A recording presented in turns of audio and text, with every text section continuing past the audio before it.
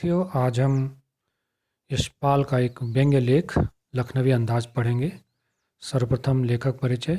यशपाल का जन्म सन 1903 में पंजाब के फिरोजपुर छावनी में हुआ। प्रारंभिक शिक्षा, जो उनकी आरंभिक शिक्षा थी, कांगड़ा में ग्रहण करने के बाद लाहौर के नेशनल कॉलेज से उन्होंने बीए किया। वहाँ उनका परिचय भगत सिंह और सुखदेव से हुआ। स्वाधीनता स्वतंत्रता संग्राम, स्वतंत्रता की जो लड़ाई थी, कि क्रांतिकारी धारा से जुड़ाव संबंध के कारण वे जेल भी गए। उनकी मृत्यु सन 1976 में हुई। यशपाल की रचनाओं में आम सामान्य आदमी के सरोकारों संबंधों की उपस्थिति है। वे यथार्थवादी शैली के विशिष्ट खास रचनाकार हैं। सामाजिक विषमता, राजनैतिक पाखंड, दिखावा और रूढ़ियों, अंधविश्वासों के खिलाफ उनकी रचनाएं मुखर हैं का वर्णन करती हैं। उनके कहानी संग्रहों में ज्ञानदान, तर्क का तूफान, पिंजरे की उड़ान, वादुलिया, फूलों का कुर्ता उल्लेखनीय है। उनका झूठा सच उपन्यास भारत पाक विभाजन जो है, भारत का जो विभाजन है, बंटवारा है, कि त्रासदी दुखद स्थिति का मार्मिक एक हृदय को छूने वाला दस्तावेज है, एक प्रमाण है, वो लेखा जोखा है।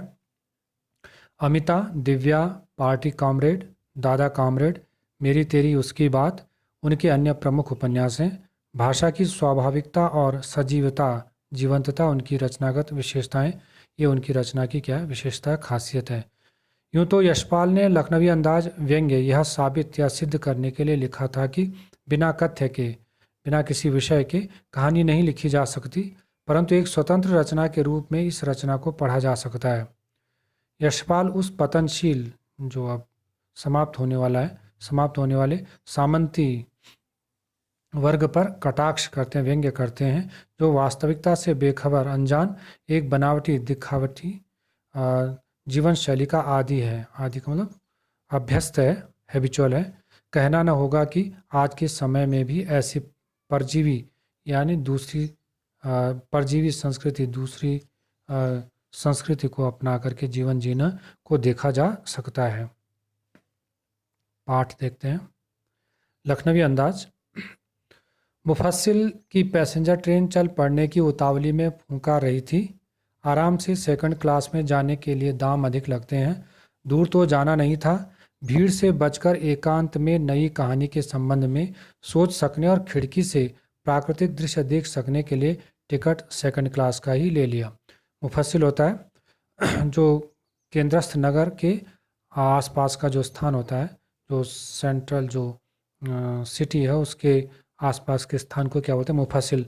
तो वहाँ से पैसेंजर ट्रेन चल पड़ने के लिए क्या थी, उतावली में फूंका रही थी, अर्थात सीटी बजा रही थी, बेचैनी में, उतावली में, बेचैनी में, अधीरता में, जल्दबाजी में फूंका रही थी, सीटी मार रही थी। आराम से सेकंड क्लास, द्वितीय श्रेणी में जाने के लिए दाम, कीमत अधिक लगते हैं। दूर तो जाना नहीं था। भीड़ से बचकर एकांत में, अकेले में नई कहानी के संबंध में सोच सकने और खिड़की से प्राकृतिक दृश्य देख सकने के लिए टिकट सेकंड क्लास का ही ले लिया था। भीड़ से बचने के लिए, क्योंकि थर्ड क्लास में भीड़ ज़्यादा होती थी, इसलिए अकेले में वो अपनी कहानी के बारे में सोच सकें, इसलिए उन्होंने, और एकांत मिल सके जिससे कि वो अपनी नई कहानी के बारे में क्या कर सकें, सोच सकें, इसके लिए उन्होंने द्वितीय श्रेणी का ही क्या लिया था, टिकट लिया था, क्योंकि उसमें भीड़ अधिक नहीं होती थी। गाड़ी छूट रही थी। सेकंड क्लास यानी द्वितीय श्रेणी के एक छोटे डिब्बे को खाली समझकर जरा थोड़ा दौड़कर उसमें चढ़ गए। गाड़ी चलने लगी थी, छूट रही थी मतलब चल रही थी। अनुमान के जो अंदाजा था उसके प्रतिकूल विपरीत डिब्बा निर्जन नहीं था। निर्जन का मतलब खाली नहीं था, सुनसान नहीं था, अर्थात ऐसा नहीं था कि उसमें कोई लोग बैठे नहीं थे। एक बर्थ पर, एक सीट पर लखनऊ की नवाबी नस्ल के, नवाबी किस्म के एक सफ़ेद पोश भद्र व्यक्ति, सज्जन, बहुत सुविधा से, बड़े आराम से पालथी मारे बैठे थे, पालथी मार करके बैठे थे। सामने दो ताजे ताजे चिकने खीरे तौलिए पर रखे थे। डिब्बे में हमारे सहसा अचानक कूद जाने से प्रवेश करने से सज्जन की आंखों में, वो जो सज्जन थे, वो जो नवाबी नस्ल के जो सफ़ेद पोश सज्जन थे, वो भद्र व्यक्ति थे, उनकी आंखों में एकांत अकेलेपन में, अकेले चिंतन के, अकेले विचार में, जो अकेलेपन का उनका विचार था, उसमें विघ्न, बाधा का असंतोष, असंतुष्टि दिखाई दी। अर्थात उनके आने से, लेखक के आने से उन्हें अच्छा नहीं लगा। सोचा हो सकता है यह भी कहानी के लिए सूझ की चिंता में हो।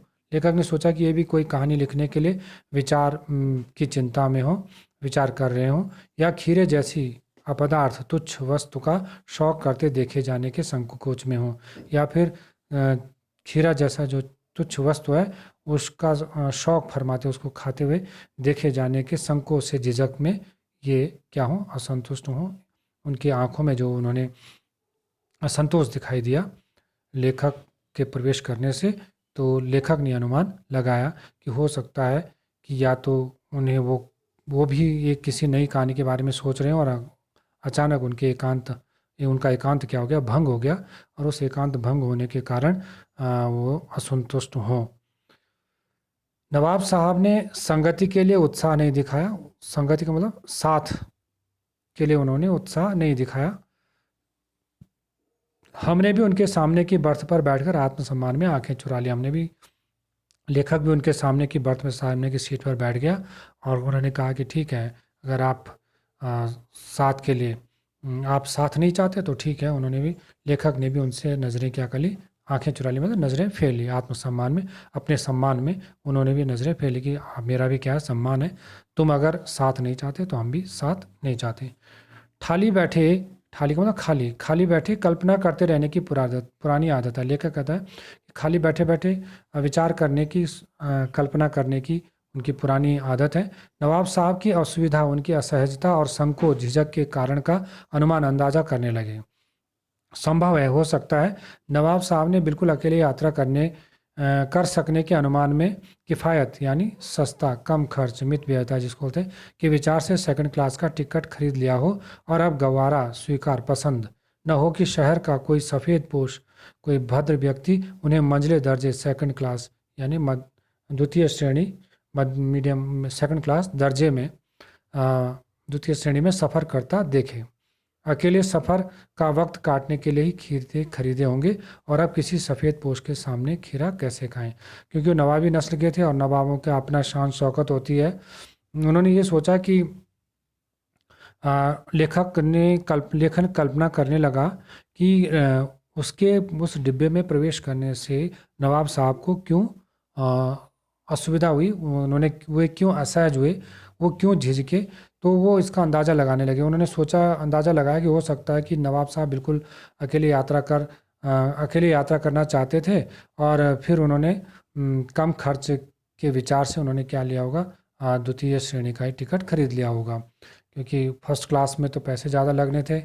अब उन्हें ये पसंद नहीं हुआ कि कोई शहर का सज्जन व्यक्ति उन्हें क्या करे, द्वितीय श्रेणी में यात्रा करते हुए देखे, सफ़र करते हुए देखे, यात्रा करते हुए देखे, क्योंकि भाई नवाब हैं तो नवाब तो रईस होते हैं, और वो तो द्वितीय श्रेणी में तो सामान्य लोग सफ़र करते हैं। तो नवाब साहब को तो प्रथम श्रेणी में, फर्स्ट क्लास में क्या करना चाहिए था, सफ़र करना चाहिए था। तो इसलिए हो सकता है कि लेखक सोच रहा है कि लेखक ने उन्हें द्वितीय श्रेणी में यात्रा करते हुए देख लिया, तो शायद इसीलिए उन्हें असहजता हुई हो, या उन्हें झिझक हुई हो, या फिर दूसरा अनुमान लेखक करने लगा कि अकेले सफ़र का वक्त काटने के लिए, कि अकेले रहेंगे और अकेले यात्रा का समय काटने के लिए उन्होंने खीरे खरीदे होंगे, और अब देखा कि कोई भद्र व्यक्ति उनके सामने एक खीरा जैसा तुच्छ वस्तु को खा रहा है, तो फिर उनके सामने प्रश्न होगा कि अब इस खीरे को कैसे खाएं। हम कनखियों से नवाब साहब की ओर देख रहे थे, कनखियों को तिरछी नज़र से नवाब साहब की ओर देख रहे थे। नवाब साहब कुछ देर गाड़ी की खिड़की से बाहर देखकर स्थिति पर गौर करते रहे, ध्यान करते रहे, विचार करते रहे। नवाब साहब ने कुछ देर गाड़ी की खिड़की से बाहर देखा और स्थिति पर विचार करते रहे। उनके सामने समस्या थी कि खीरे लाए हैं खाने के लिए, लेकिन इन्हें खाएं या न खाने। ओह! नवाब साहब ने सहसा हमें संबोधन किया। नवाब साहब ने अचानक हमें क्या किया, पुकारा, लक्ष्य करके पुकारा, संबोधन लक्ष्य करके पुकारा। आदाब अर्ज, सलाम, ये अभिवादन करने का एक तरीका है, जिसको सलाम भी कहते हैं। जनाब महोदय, खीरे का शौक फरमाएंगे, क्या आप खीरा खाना पसंद करेंगे? नवाब साहब का सहसा भाव परिवर्तन अच्छा नहीं लगा। नवाब साहब का जो ये अचानक, पहले तो उन्होंने असंतुष्टि का भाव दिखाया, अब अचानक वो संगति, पहले उन्होंने संगति के लिए कोई उत्साह नहीं दिखाया, उनके साथ के लिए कोई उत्साह नहीं दिखाया, और अब खुद ही उनके बात करने के लिए उन्होंने बात की शुरुआत उन्होंने स्वयं की। नवाब साहब का सहसा अचानक भाव परिवर्तन, ये जो उनका भाव में जो बदलाव आया वो अच्छा नहीं लगा। भांप लिया, जान लिया, लेखक ने जान लिया, आप शराफत का गुमान बनाए रखने के लिए हमें भी मामूली लोगों की हरकत में लथेड़ लेना चाहते हैं। कि आप शराफत, सज्जनता या शिष्टता का भ्रम, गुमान का मतलब भ्रम, या गुमान का मतलब गर्व और अभिमान भी होता है, यहाँ पर अर्थ हुआ भ्रम। शराफत का भ्रम बनाए रखने के लिए हमें भी सामान्य, मामूली मतलब सामान्य लोगों की हरकत में, उनकी शरारत में, उनकी करतूत में लेना चाहते हैं, घसीट लेना चाहते हैं। अर्थात सामान्य लोगों की शरारत में हमें भी क्या कर लेना चाहते हैं, घसीट लेना, शामिल कर लेना चाहते हैं। जवाब दिया, शुक्रिया। कहता धन्यवाद। केवला शौक फरमाए, केवला ये बड़े लोग जो होते हैं उनके लिए संबोधन होता है, जो बुजुर्ग लोग होते हैं उनके लिए एक संबोधन होता है। केवला शौक फरमाए नहीं, आप क्या करें, इसका शौक फरमाएं, अर्थात आप इसे ग्रहण कीजिए। नवाब साहब ने फिर एक पल खिड़की से बाहर देखकर गौर किया, फिर उन्होंने विचार किया और दृढ़ निश्चय, कोई निर्णय कर लिया, निश्चय कर लिया। इस निश्चय से खीरों के नीचे रखा तौलिया झाड़कर सामने बिछा लिया। सीट के नीचे से लोटा उठाकर दोनों खीरों को खिड़की से बाहर धोया और तौलिए से क्या कर लिया, पोंछ लिया। जेब से चाकू निकाला, दोनों खीरों के सिर काटे, खीरे का जो ऊपरी भाग है उसको काटा और उन्हें उन्हें गोदना होता है, कोंचना, ये चाकू की नोक से उनको छेद छेद करना। गोद कर झाग निकाला और फिर उसको रगड़ करके झाग निकाला, जैसे आपने खीरा काटते हुए देखा होगा। फिर खीरों को बहुत एहतियात से, बड़ी सावधानी से छील कर फाँकों को, उनके जो टुकड़ों को करीने से, बड़े क्रम से, बड़े सलीके से, तरीके से तौलिए पर क्या करते गए, सजाते गए। एक फाँक के बाद एक, टुकड़े के बाद एक टुकड़ा, इस प्रकार वो आराम से क्रम से उसे क्या करते गए, सजाते गए। लखनऊ स्टेशन पर खीरा बेचने वाले खीरे के इस्तेमाल का तरीका जानते हैं। जो लखनऊ स्टेशन पर जो खीरा बेचने वाले होते हैं वो खीरे के प्रयोग का तरीका क्या करते हैं, जानते हैं। ग्राहक के लिए, जो उनका ग्राहक होता है, खरीदार होता है, के लिए जीरा मिला नमक और पिसी हुई लाल मिर्च की पुड़िया भी हाजिर कर देते हैं, प्रस्तुत करते हैं। जैसे ही वो खीरा देते हैं तो उसके साथ साथ वो जीरा मिला हुआ नमक, जिस नमक में जीरा मिला हुआ है, और पिसी हुई लाल मिर्च की पुड़िया भी उससे क्या कर देते हैं, उसके सामने प्रस्तुत कर देते हैं, खीरे के साथ देते हैं। नवाब साहब ने बहुत करीने से, बड़े तरीके से, बड़े सलीके से सजाए हुए खीरे की फाँकों पर जीरा मिला नमक और लाल मिर्च क्या किया, लाल मिर्च की सुर्खी, जो लालिमा है, उसको क्या कर दी, बुरक दी, छिड़क दी। बड़े तरीके से उन्होंने पहले तौली पर खीरे सजा रखे थे, अब उसके बाद उन्होंने वो जीरा मिला नमक और लाल मिर्च, जो मिर्च थी, उसके ऊपर क्या कर दी, उन्होंने छिड़क दी। उनकी प्रत्येक भाव भंगिमा, जो उनका हाव भाव और जबड़ों, जो उनका जबड़े थे, उनके स्फुरण, कल्प, जो फड़क रहे थे उनके, के से स्पष्ट था, ये बिल्कुल स्पष्ट दिखाई दे रहा था कि उस प्रक्रिया में, अर्थात वो खीरे के ऊपर वो नमक, जीरा मिला नमक और लाल मिर्च छिड़कने की जो प्रक्रिया में, उनके मुख खीरे के रसास्वादन, उसके रस की, उसके स्वाद की, आनंद की कल्पना से प्लावित हो रहा था। अर्थात प्लावित का मतलब डूब रहा था, अर्थात उनके मुंह में पानी क्या हो रहा था, भर रहा था। उनके स्वाद की कल्पना से ही, स्वाद के आनंद की कल्पना से उनके मुंह में पानी भर रहा था।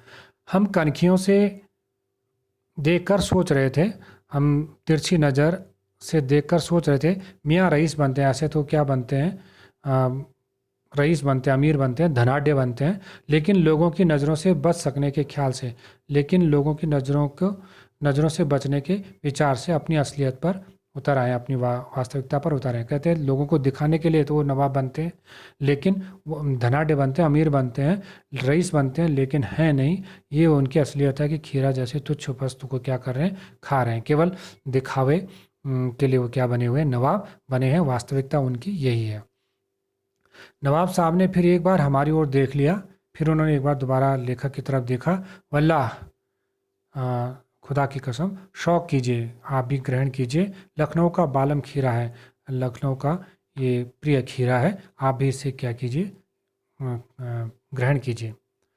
नमक मिर्च छिड़क दिए जाने से ताजे खीरे की पनियाती फांकें देखकर पानी मुंह में जरूर आ रहा था।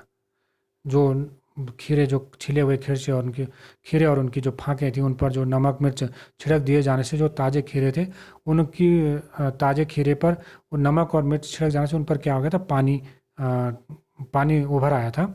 पनियाती पनियाती मतलब पानी से शराब और पानी से डूबी हुई फांकें देखकर पानी मुंह में जरूर आ रहा था। अर्थात लेखक के मुंह में भी उनके उन खीरों का स्वाद लेने का लालच आ रहा था, लेकिन इनकार कर चुके थे। लेकिन एक बार क्या कर चुके थे, ग्रहण करने से मना कर चुके थे। आत्मसम्मान निभाना अपना स्वयं का जो सम्मान था उसे निभाना ही ठीक समझा, उचित समझा।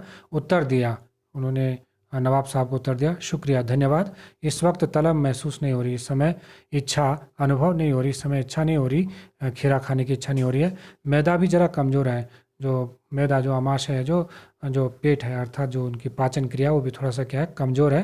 केवल शौक फरमाएं आप, महोदय आप क्या करें, शौक फरमाएं, आप ग्रहण कीजिए। नवाब साहब ने सतृष्ण आंखों से, सतृष्ण का मतलब इच्छा भरी आंखों से, बड़ी ललचाई आंखों से, नमक मिर्च के संयोग से, नमक और मिर्च के मेल से, मिलन से जो चमकती खीरे की फांकों की ओर देखा, जो उन पर पानी की बूंदें आ गई थी, उससे वो खीरे की फांकें चमक रही थी, उनकी ओर देखा। खिड़की के बाहर देखकर फिर खिड़की के बाहर झांका और दीर्घ निश्वास लिया, बड़ी एक लंबी सांस ली। खीरे की एक फांक उठाकर होठों तक ले गए। उन्होंने खीरे का एक टुकड़ा, एक पीस उठाया और उसको अपने होठों तक ले गए। फांक को सूंघा, उस टुकड़े को सूंघा और स्वाद के आनंद में पलकें मुंद गई। उनके स्वाद, खीरे के उस स्वाद के कल्पना में, विचार में ही उनकी आंखें क्या हो गई, बंद हो गई। मुंह में भर आए पानी का घूंट गले से उतर आया। उसके स्वाद के आनंद से जो उनके मुंह में पानी भर आया था, उस पानी को उन्होंने गले से नीचे उतारा, उसे घूंट लिया।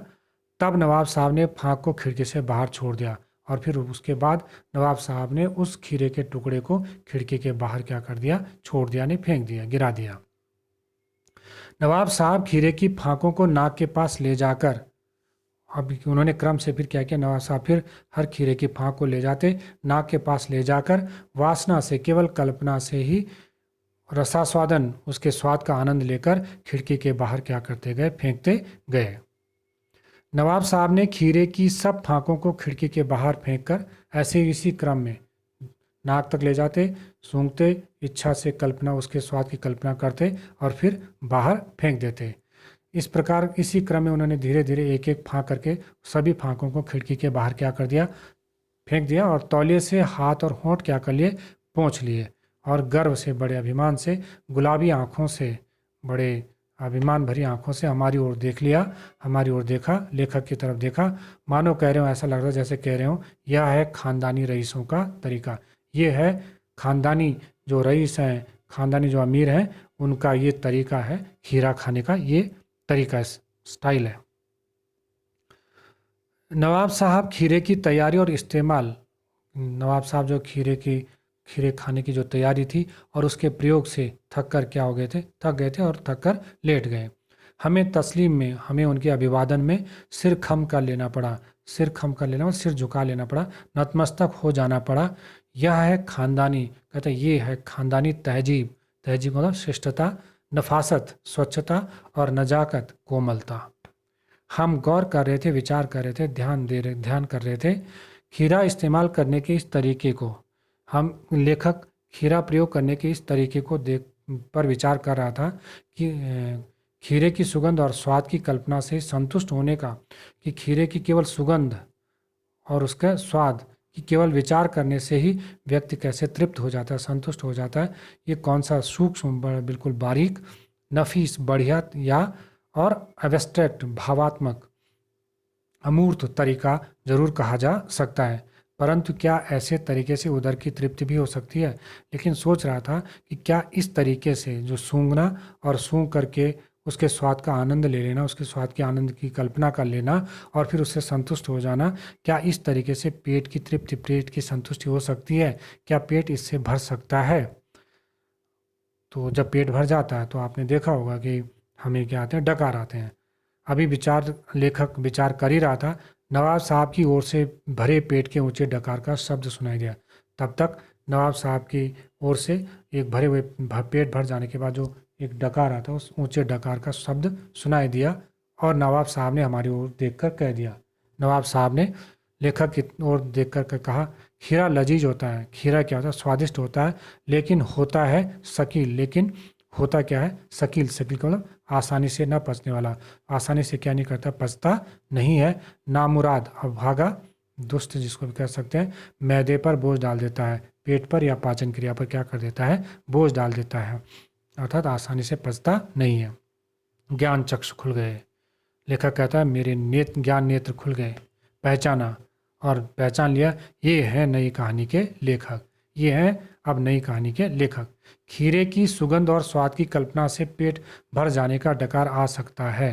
कहते लेखक कहने लगा, सोचने लगा कि अगर केवल खीरे की सुगंध और स्वाद की कल्पना करने से, उसके विचार करने से ही, स्वाद के आनंद की कल्पना करने से ही अगर पेट भर जाता है और पेट भर जाने का डकार आ सकता है, तो बिना किसी विचार के, किसी घटना के और बिना पात्रों के, बिना किसी करेक्टर के, लेखक की इच्छा मात्र से, लेखक की केवल इच्छा मात्र से ही, इच्छा करने से ही नई कहानी क्यों नहीं बन सकती, नई कहानी क्यों नहीं लिखी जा सकती। वास्तव में कहानी लिखने के लिए या तो कोई विचार होना चाहिए जिस पर कहानी लिखी जा सकती है, कोई घटना होनी चाहिए जिस घटना का उस कहानी में क्या किया जा सकता है, वर्णन किया जा सकता है, या फिर पात्र होने चाहिए, उसमें जो करेक्टर होते हैं वो होने चाहिए, तभी कहानी बन सकती है। लेकिन कहता है कि जैसे बिना खीरे को खाए हुए ही क्या हो सकता है? पेट भर सकता है, केवल उनके सुगंध और उनके स्वाद के आनंद की कल्पना से ही पेट भर सकता है, तो वैसे ही बिना विचार, बिना घटना और बिना पात्रों के लेखक की केवल इच्छा करने से ही नई कहानी क्यों नहीं बन सकती। तो ये था एक व्यंग्य जिसमें यशपाल ने नवाबी जो किस्म के जो लोग हैं, जो वह अमीर लोग हैं, जो समाज में केवल क्या करते हैं? दिखावा करते हैं, दिखावे के लिए अपनी शान व शौकत को बनाए रखते हैं और वास्तविकता उनकी कुछ और होती है, उस पर भी उन्होंने क्या किया? व्यंग्य किया है। धन्यवाद।